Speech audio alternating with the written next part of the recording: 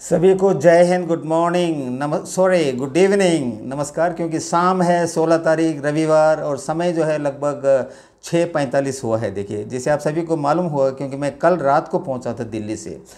और आज का जो विषय में जाने से पहले मैं जो एक वीडियो अपलोड किया था जजमेंट रिज़र्व के बारे में 13 तारीख सुबह, क्योंकि बहुत सारे लोग मेरे मोबाइल पे कॉल के ऊपर कॉल आता रह रहा था, मैसेज आ रहे थे सब 12 तारीख का क्या हुआ करके। तो उनकी जानकारी के लिए मैंने एक वीडियो निकाला था 13 तारीख सुबह, और वह वीडियो देखे यूट्यूब में मैंने सुबह ही अपलोड किया था। और FB पेज जो है हमारा आरेवा ऑल इंडिया का, वो शाम को मैंने अपलोड किया था। मुझे बड़ा अचंभा लगता है क्योंकि फेसबुक में जो है मेरे 47,000 फॉलोवर हैं। फेसबुक का अभी तक का देखें 1,64,000 लोगों ने, जिसमें मेरे ख्याल से CAPF के होंगे, हमारे जो सदस्य होंगे और वो लोग जो थोड़ा इंटरेस्ट रखते हैं असम राइफल के बारे में, वो सभी लोग ने देखा है। अभी तक 1,64,000 लोगों ने देखा है।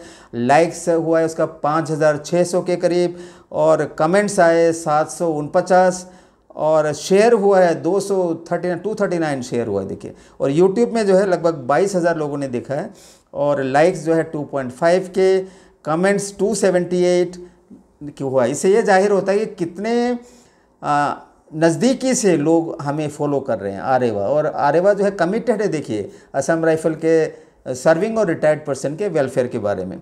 और इससे पहले कि आज का जो सब्जेक्ट मैं आपको बता दूं, सब्जेक्ट है next legal remedy SLP in supreme court if the judgement goes against आरेवा। अगर फैसला आरेवा के खिलाफ जाता है तो अगला कानूनी उपाय सुप्रीम कोर्ट में SLP होगा। तो इससे पहले मैं बता दूं कि जो जज उस बेंच में नया जज आया था, उनकी मैं नमस्कार करता हूं, नमन करता हूं आरेवा ऑल इंडिया की तरफ से। क्योंकि जज महोदय 28 अक्टूबर पिछले महीने दीपावली हॉलीडे के बाद जो है as a Delhi high court जज के लिए कसम खाया था, यानी कि ओथ हुआ था, स्वर्णिन हुआ था। वह जो है हाई कोर्ट ऑफ राजस्थान जो जोधपुर में है वहाँ से ट्रांसफ़र होकर आए थे। और उन्होंने जो है इतने कम समय में 15 दिन के बाद आता है 12 नवंबर, जो हमारा केस पहली बार उनके एज ए उस जज डिवीज़न बेंच है, देखे उनके सीनियर बेंच हैं, दिल्ली हाई कोर्ट के चौथा सीनियर जज में आते हैं महोदय।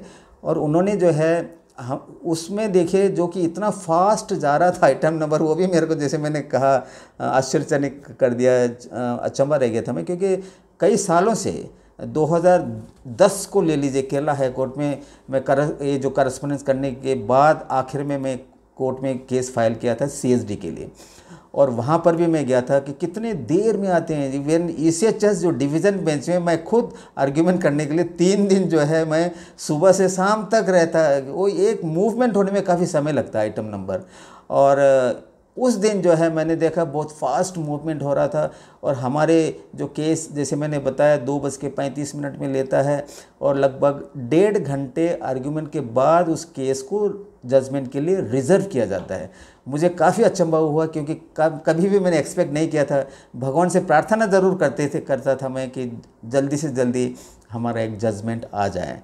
और वही नहीं, उन्होंने कहा था जैसे कि equal pay for equal work, जो सुप्रीम कोर्ट के जो केस लो बताते हैं, वो डिफरेंट डिपार्टमेंट के ऊपर यदि है तो उसका केस फाइल हमें दें। तो हमारे जो सीनियर एडवोकेट के साथ गए थे हम 13 तारीख दोपहर लगभग 12:10 के बाद जो है हमारे सीनियर एडवोकेट छोटा सा एक सबमिशन भी देते हैं। वो जज को रिक्वेस्ट करते हैं कि जो असम राइफल के जो वेटरन्स है, जो इसके मेंबर हैं लगभग 28,000, उनका यही एक तमन्ना है कि जुडिशरी, जो इतने साल से जुडिशरी के पास हम है, एक हमारे फेवर में ज़रूर जो है आप ध्यान देंगे। तो जज ने आश्वासन दिया है हमें कि, और ये फाइल भी उनको देते हैं, 2 फाइल 2 जजों के लिए, जिसमें लगभग 7 जजमेंट है सुप्रीम कोर्ट के, जो ये कहता है कि equal pay for equal work ना ही एक डिपार्टमेंट के अंदर बल्कि अगले कई सारे डिपार्टमेंट के साथ भी हम कंपेयर कर सकते हैं यदि काम एक है तो इसमें हमें खुशी है कि हम एक्सपेक्ट करते हैं कि कुछ हमारे फेवर में जजमेंट आएंगे।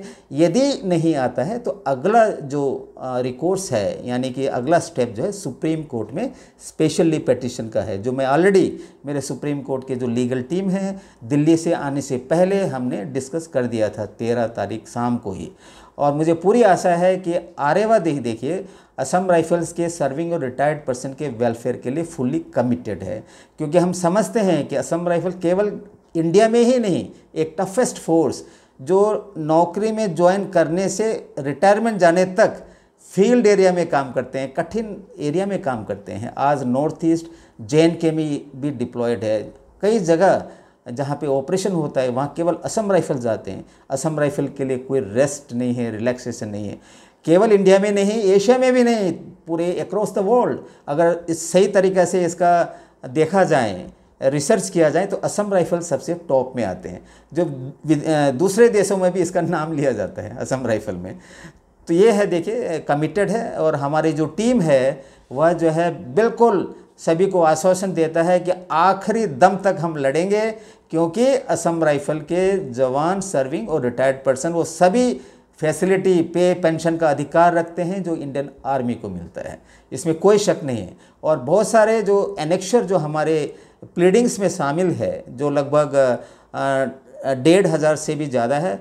और मैं खुशी से ये भी आप लोगों को बताना चाहता हूँ कि मैं भी जो है करीब 10 से 15 मिनट तक जो है जज साहब ने मुझे भी परमिशन दिया बात करने के लिए। मैं भी आर्ग्यूमेंट में शामिल था, और आप लोगों के लिए आरेवा हमेशा आगे रहेगा। और आप लोगों को बिल्कुल मैं यह आश्वस्त करना चाहता हूं कि हमारा टीम जो है 24 घंटा आप लोगों के लिए ही काम कर रहे हैं। आज तक इतना ही। आप देख रहे हैं मेरा चैनल सत्यमेव जयते, और मैं हूं सूबेदार VT नायर। जय हिंद, जय भारत माता, वंदे मातरम। धन्यवाद।